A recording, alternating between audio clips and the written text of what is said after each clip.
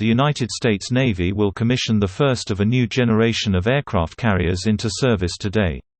The future USS Gerald R. Ford, CVN-78, will represent the future of naval aviation and will be the most advanced and capable aircraft carrier ever built. With Ford's imminent commissioning ceremony coming up later this month, the Navy invited the national interest to preview the mighty warship and see the new vessel's technology firsthand on July 10.